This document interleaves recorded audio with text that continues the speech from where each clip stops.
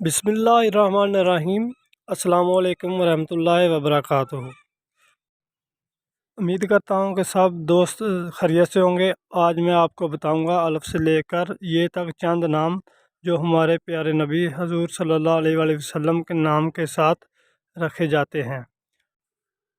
Video शुरू करने से पहले आपसे गुजारिश है कि हमारा चैनल ज़रूर सब्सक्राइब कर दें।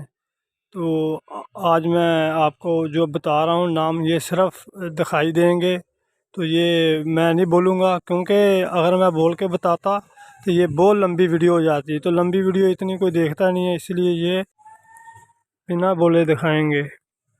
तो चलते हैं वीडियो की तरफ।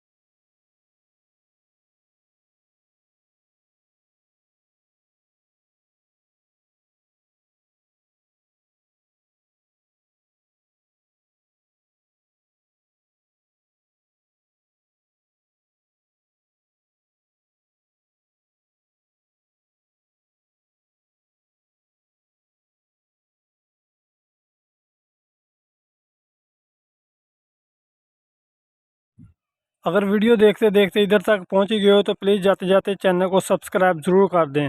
इससे हमारी हौसला अफजाई हो जाती है। Thanks for watching my YouTube channel.